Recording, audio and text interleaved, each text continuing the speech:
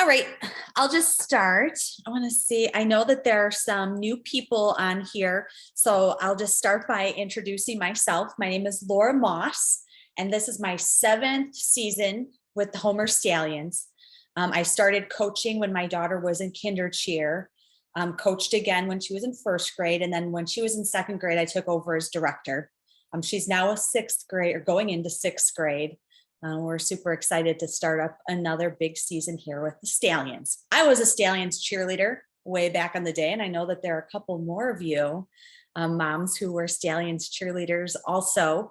I went to Providence Catholic High School and I cheered there, did not cheer in college, but I am now a teacher. I teach technology and business at Providence. Love my job, but the second job being the director and coach for Stallions is also very awesome and fulfilling. Love it here. If you ever need to ask a question, get into that Team Reach app, shoot me a question anytime. I'm pretty on top of DMs and answering them as much as possible. I want to apologize for the mistake I made in posting in one of the in the email and the post that this was supposed to be tomorrow, this meeting. No excuse, except I just dropped the ball. I got too many things happening and I made a mistake. So my apologies. I'm glad you're here. And if you're not, hopefully you're watching this on YouTube when I post it tomorrow. Okay, so today I just wanted to go over pretty quickly a lot of information about competition cheer for Homer Stallions. This year it is different than in years past in a couple ways, but a lot of things kind of just stay the same based on, the rules of ICA and how we kind of compete and how that all happens. But I wanted to just go through some of this stuff with you guys today. The first thing I wanted to do is bring up just the difference this year on how we've separated football and competition cheer registration. So many times I feel like I've heard from parents who have not registered their daughter because they weren't interested in the competition side of cheer and just kind of wanted to get into it, try it out, see what it would be like to just have fun and have an activity to do, but they weren't looking for that competition experience. And I feel like splitting this up gives those girls the opportunity to get involved in rec cheerleading in Homer, be supporting our town and everything and try something cool and athletic, but then they don't have to deal with the stressful side, which it is, of being a competitive cheerleader as well. Another thing it does is it allows kids and parents to have conversations about, am I really ready for that kind of commitment to be a competitive cheerleader? Because it is a lot of extra work, a lot of extra time, and it ends up being extra money too. Okay, so I just wanted to go through a few things to kind of delineate, what's the difference here? All cheerleaders are awesome, obviously. Our football season, it's spirited, it's fun. We're involved cheering on the sidelines with fans, families, the kids, the boys playing football. It's a complete blast. The competitive side of it takes kind of a different type of athlete. Okay, we want girls on our competitive teams who absolutely love cheerleading. And you as a mom or a dad know if your kid loves cheerleading. Do they walk around the house doing cartwheels in the middle of the family room? Do they, when they learn cheers, are they yelling them in the house and bothering the brothers and sisters? Are they just watching YouTube videos of really great cheer teams in their free time? You can tell if it's something that they actually love. We want those girls to be on our competitive teams. We also want girls who are going to continuously work on self-improvement in cheer. So the biggest part, I think, and it's a part that has been a struggle for the Homer Stallions, I'm not gonna sugarcoat it, is the tumbling piece. Tumbling and gymnastics, it's so important. And it's such a big amount of points in our competition rubrics now. And we just need girls who want to work on improving their tumbling skills. Okay, so we want girls to sign up for competition who have done in off-season lessons with groups or taken a little tumbling class or go to private lessons for tumbling. Girls who really are committed to trying hard and working on improving their skills all the time outside of just our practices. And then last, the girls who show up, and I'll talk about that more later. That's kind of two-sided. I mean, show up like physically be there. You need to be there for our competition practices and everything. But I also mean who show up and they're excited to be there, who don't want to like ask for a water break every 5 minutes or I have a headache. Like we want the girls who are on these teams to really want to be 100% committed and show up every time, every day. I added this rubric on here. I wanted to share it with everybody. If you sent your daughter to the April clinic that was held at Providence, our coaching staff worked through this rubric to kind of rate where the girls were at the time. In a follow-up to that, I sent out an email that there were just too many girls and too many of us filling out rubrics for the girls that it was, and I'm a teacher, it was too much data. And I just couldn't kind of like get through it, aggregate that and make sense of it. So what I ended up doing was just separating these rubrics by grade level. And I'm going to hand these directly to the coaches and to our consultants, who I'll talk about later, to really work with our teams and find where our strengths and weaknesses are. But what this rubric is showing you is just kind of categorizing the different levels of the rubric for competition cheer. It's important that the girls, understand and can really focus in and do well with the cheer, dance, jumps, tumbling, and just overall performance. And all of these things are defined and laid out here on this rubric. I'm going to share this PowerPoint when I post the video. So you'll be able to come back and look at this if you're interested. This page here shows what the expected scores are for the different grade levels. Okay, so when we go to competitions, our goal in the qualifiers is to earn a bid to the state competition. That's the big show. So we'll be attending 3 qualifying competitions this season, 2 of which our team would have to get first place in our division in order to get a bid. In one of the competitions, the 3rd qualifier, we just have to make these scores. So depending on the grade levels, they move up. Now, here's the thing. Some of our teams are blended. Okay. We have a first grade team that is strictly first grade, and we have 9 girls who are committed to competing right now. That could go up maybe once we get started. Our 2nd and 3rd grade girls are going to combine. So they'll be all shooting for the score of 64. Our 4th and 5th graders will combine and they'll be going for the score of 69. So our 4th graders are technically playing up, we might call that, because they need to, compete at a 5th grade level and earn the score of 69. And then my 6th grade team will be shooting for a 75 this year, which will be, for those of you returning, the same score we had to get last year because our 5th graders had to perform at the 6th grade level, which was a big, big jump for us. Okay, so that rubric that I had shown you kind of just shows how you earn those points. Okay, so what's new here this year? First thing that's very new and super exciting is that I get an assistant director to work with me this year. And that beautiful, amazing woman is a returning coach from last year, and that is Renee Vandermeer. Renee, are you on? I am. Hi, everyone. I'm glad to see some familiar names and got to see people today. So I'm looking forward to reuniting and meeting new faces too. So looking forward to all of it. Renee is amazing. She is such a big motivator, positive presence, a teacher, has a great daughter, Grace, who will be in 3rd grade this year, and her son plays football. So she's a football mom too, which is kind of a nice thing to have on our cheer board, is that a parent who understands both sides of the program can be there.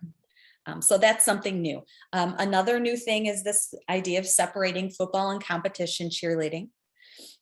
Something that I'm super excited about, and a few people who I've spoiled the surprise for are like ecstatic as well. We're going to be partnering up this season, our competition teams, with the Lewis University Cheer Squad. So I'll give you a quick spiel on how this happened. I'm sitting at a Stallions board meeting, and there's a new football dad on the board, Tom Cott, Maybe some of you know him if your boys play football. I'm talking about cheer and how just, we're really excited to try and level up our competing experience. And he said, well, I'd really like to talk to you a little bit more about that because my daughter, who is a former Stallions cheerleader back in the day and who went on to all-star teams and then college cheerleading. And she's now the coach, the head cheer coach at Lewis University. He's like, I think she wants to talk to you. I'll give her your number. That night after that Stallions board meeting, I had like a 45-minute conversation with Cassie Cott, the head coach at Lewis U. They're going to be running our clinics next week on the 19th and 20th. She said that they want it is kind of like a community outreach and just to support our program because she's an alum.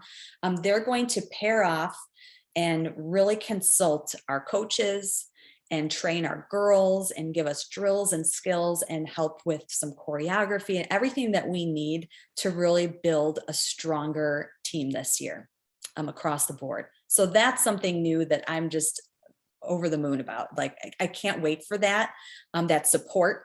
In the past, we've used Providence cheerleading a lot just because I know all of the girls over there and they've been very helpful. And they are also planning on continuing to be supportive and do some junior coaching for us. But this partnership with Lewis University, I mean, you can't get better than that. I know a lot of teams who pair up with other cheer gyms and, that's awesome. But to have like an actual university squad, they're assigned to our teams, making connections with our girls and helping our coaching staff. I mean, that's pretty outstanding. Super excited about that. The last thing that's new is our practice rental space situation.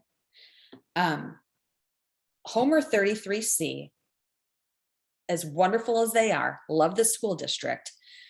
They're really struggling to house our cheerleading mats. I reached out to all of the schools. There's no room at the inn. I've thought about attending a school board meeting. And then I was like, I do it. Does that bring out kind of like a negative context to our program? Like I'm whining that nobody's letting us practice in the schools. We used to store our cheer mats at Young School. And when COVID hit, and I remember this as an educator, there was at some point some CDC rule that all upholstered furniture, bean bags, pillows, mats made of felt and foam, everything had to be removed or stored away from the kids. At that time, they told us that we had to move our mats out of Young School. And at that time, I ended up just asking who has a truck and who wants them. And we kind of divvied those mats up. So those are all gone at this point. Some to families who've graduated out of Stallions. So we only have access to cheerleading mats at Hadley Middle School on Mondays, Tuesdays, and Thursdays, and some Fridays. And that's just whenever Hadley will let us in.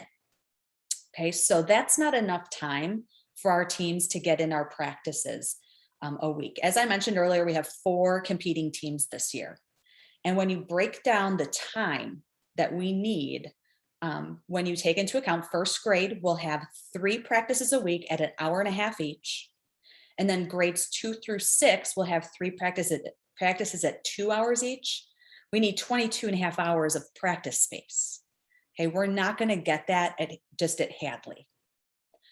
We've tried in the past 2 or 3 seasons to practice in schools without using cheer mats. And it's a major disservice to our program and to our athletes. They're not getting the experience of formation based on the cheer panels. They're not getting to do advanced level stunting on a gym floor because of the safety issue of, if a girl were to go down, it would be an ugly sight. So long story short, we need to rent practice space. Let me move on to this next slide. I'll talk about the locations at the end of this list here, but let me just talk to you guys about practices. For our competition season that will, it technically starts that first or second weekend of October. It's quick. Our practices, if you're on the competition teams, are mandatory practices. Okay, this is kind of like that thing I mentioned earlier about who's a competitive athlete. If you're nervous that maybe, and I feel like I'm being harsh, but I just want to be honest. If you feel like maybe your daughter will have the sniffles one day and just not want to go to cheerleading and give you a hard time about it, maybe competition cheer, it's not time for that yet. Not a problem. Like football season is awesome. And it's not as intense and the practices aren't mandatory like they are for competition season. Okay. So if there are special circumstances, of course, things happen. We understand that. You would work that out with your coaches. And sometimes we can even arrange and rearrange practice schedules as a team. Okay. But the practices are not optional if you have the sniffles, unless you got the COVID. Please come to practice. It's very important. So we will have an attendance policy this year that after a third miss, you're off of the competition team. Okay. Again, like I said, circumstances aside, okay, like if there's somebody's wedding, a funeral, if you have COVID, like we understand these things and we'll work with families. But just day-to-day absences, I had a tummy ache, that's not gonna happen. Okay. When you're on a cheer team, it's not like being on a baseball team or a basketball team where kids who aren't showing up can sit down on the bench. In competitive cheer, every single athlete needs to show up. That's what I was talking about earlier. In order to run formations, if you're missing 2 people at every practice, girls are not knowing who they're lining up off of, where they're supposed to be on the mats. Missing 1 girl from a practice completely takes down the pyramids when we have to do stunting in pyramids. It makes a major difference when people don't show up. So that's why we have the attendance policy. And when you register, there will be something in there that talks about the attendance policy. Practice days, as I said earlier too, will be typically Mondays, Tuesdays, and Thursdays. There will be 2 Saturday practices that happen the day before a competition. Okay, and those 2 Saturday practices, and I'll add all of this to the calendar once everything is like confirmed, will be November 5th and November 19th. Those are 2 Saturday practices the day before competition, just to give our girls a little last run before they go to compete. Locations. So as I said before, we have Hadley Middle School hopefully buttoned down. I am working with Homer Athletic Club. Their basketball program kind of monopolized a lot of gym space in the 33C schools. And I had a conversation with the president about exclusively allowing Homer Stallions Cheer from September through December, Hadley Middle School gym on Mondays, Tuesdays, and Thursdays, so that we can get our time in that I really feel like our girls deserve just as much as their basketball players. He was very open to it and is going to bring that to a board meeting. The rental locations. Okay, there are 2 possibilities right now on the table, both of them willing to work with us. I'm going to talk about both of the options right now. And I might even end up sending you guys like a vote just to see where, if you could pick your choice, what would you pick? Okay, choice number 1. If you are a returning member, you know Dreams Elite Gym. So Dreams is a cheer gym that now has a new name. I believe it's Ultimate Force Cheer Training. They have a gym in like an industrial building, kind of garage situation, and it's out by Lincoln Way West. So that's kind of like Joliet, New Lenox area. It's about a 25-minute drive to get out there. But once we get to Dreams, they have everything we need there. They have the cheer mats. It's climate controlled. It's all good once we get there. They charge the Homer Stallions $50 an hour to rent the gym space.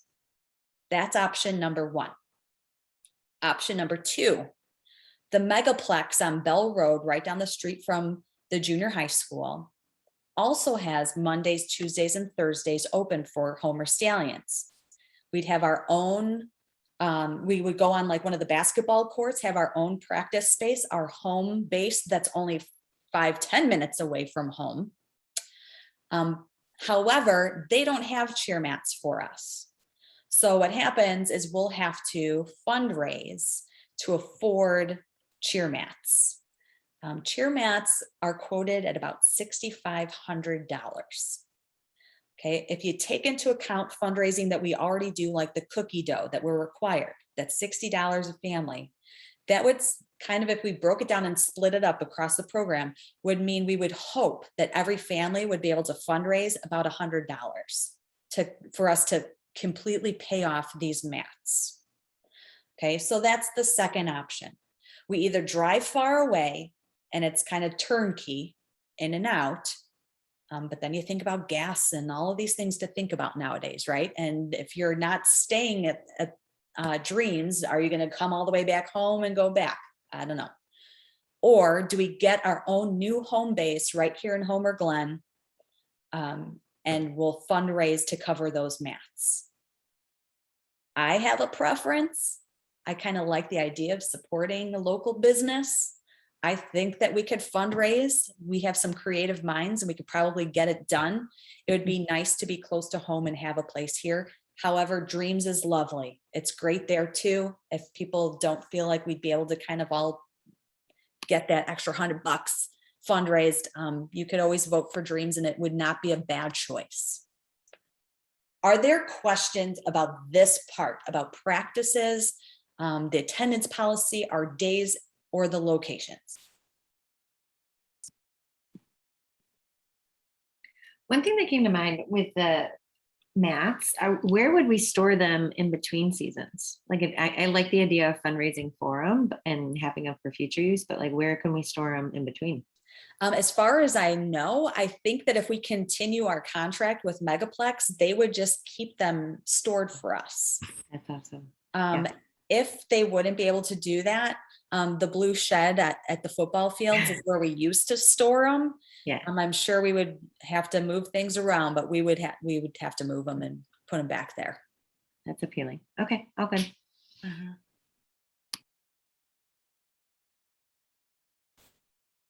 All right, I'm going to keep going. And if anybody has questions at the end, you could bring them up or you could shoot me a message in Team Reach.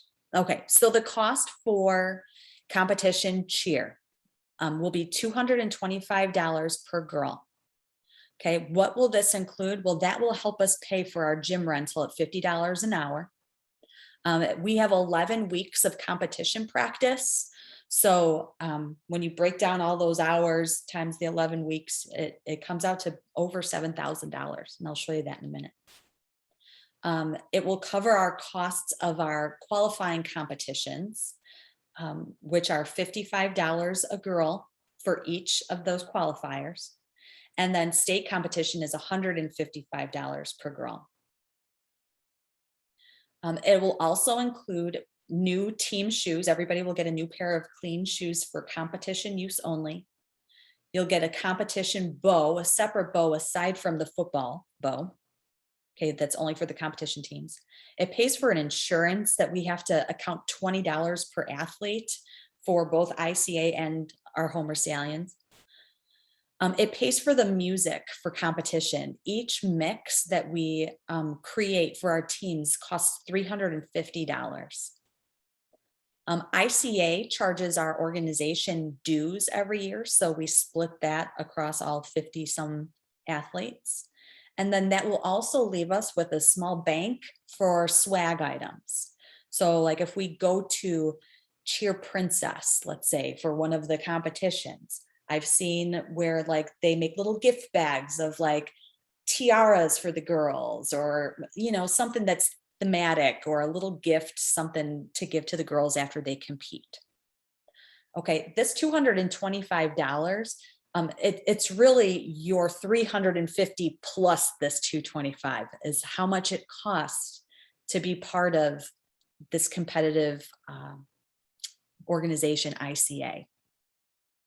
Oh my gosh, it's saying that I only have 10 more minutes on the Zoom, so I have to hurry up. Okay, here was just a breakdown that I put together of like a budget for us that shows how, you know, we have $350 for music, 4 teams, it's this total cost for the program. And I went through the whole thing here. Our total costs for competition cheer, it's about $30,000. Okay, we have roughly 50 athletes.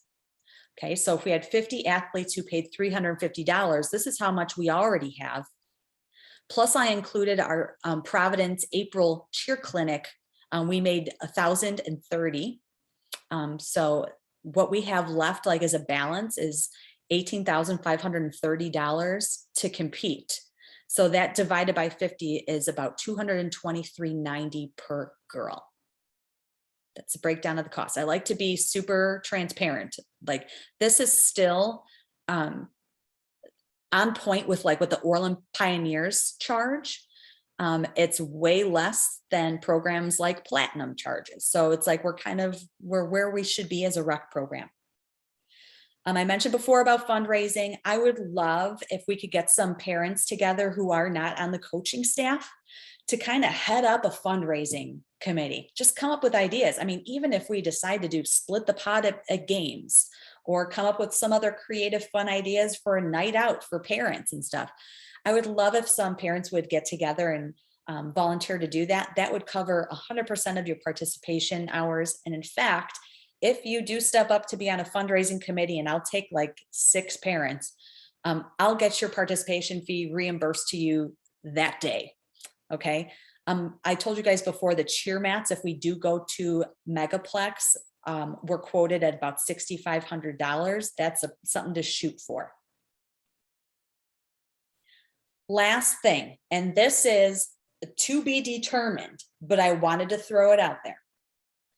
The option of purchasing a competition uniform that's separate from the football sideline uniform, that's glitzier, a little bit more on point with what we see at the competitions, that would be yours to keep. It would be an extra cost. Okay, this would have a minimum 2-season use. Once you're in the program, if you're in competition, you would use this at least 2 years, maybe more. I put a mock-up that I got from the varsity uniform company here of what they suggested for our team. This gold is really shiny, but then also around the H and down on the sleeves here, we would have this kind of burst of glitter kind of coming off of that. And I believe some on the skirt as well. When you register online for competition cheer, it will ask you a question. Would you be interested? Are you open to the idea of getting a competition uniform for our girls? Okay, it's going to have to be like a unanimous vote on the teams. You know, I feel like as the 6th graders, I could see the girls, maybe you don't even want to tell them, moms, and dads, if you don't want to do it, because they're going to want it. But you know, like as a younger cheerleader, this could be an investment that you'll use for another 2 years. Just something to consider. I wanted to show you guys that too. And I think that's all I got. Did I miss anything? Coaches who are on, speak up if I forgot to mention something. Renee, if you can think of anything else to add, or if there are any questions. I see a question came through in the chat that's asking if the practices are on top of the games. Yes, our practices are separate from the games, which I did get I'm not supposed to share it. The drafted schedule for our games. And they're all pretty close if we're going away. So let's see, we have like a 8:27 potentially, 9:10, 9:17, 9:24, 10:1, 10:8.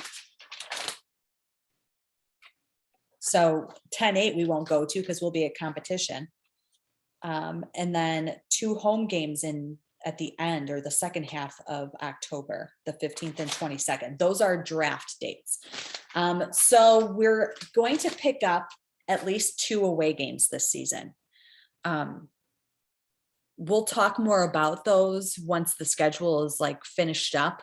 We might even just kind of open it up to our families to kind of figure out by team. Like we might not have all levels go to the game in New Lenox. Maybe 3 will go to that one. And then when they play in Tinley, only one of our teams can make it that day.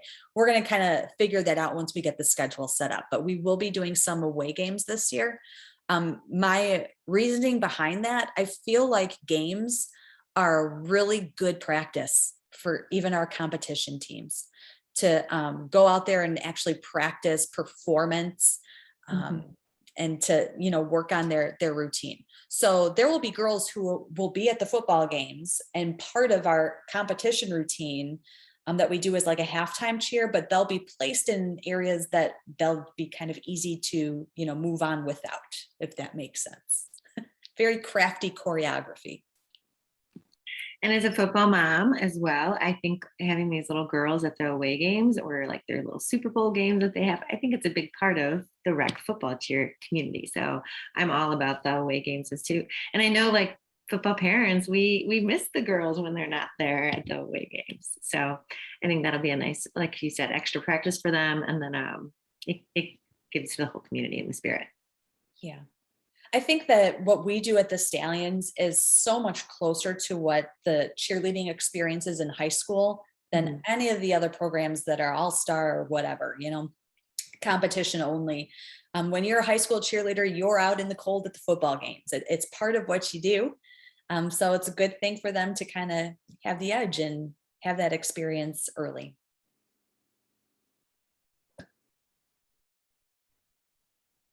Any other questions? Okay, last thing, I'm going to be sending you guys invites this weekend through the Team Reach app to join app teams that are level specific. Okay, so first grade parents, I'll be sending you like a new code that you'll keep like the big Homer Stallions overall announcement team, but you'll also then join the grade 1 cheer squad team, so that way you can all talk to each other on that one and like ask questions to your coaches or make plans together by team that way. But also just always know that you can message any of your coaches. I'm going to be posting tomorrow after our coaches meeting all of the coach contact information for you guys too, so that you know who your go-to people are. All right, are we good? 33 minutes. Hey, Laura, before you hang up, I had a question regarding registration, but it isn't for the whole group. It's about the check and all that. Sure. Thank you. Yep.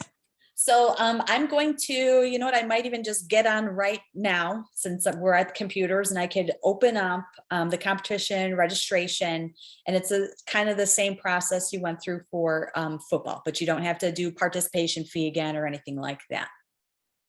All right. Thank you guys so much for being here today. I'm looking forward to an awesome season. I think it's going to be our best yet.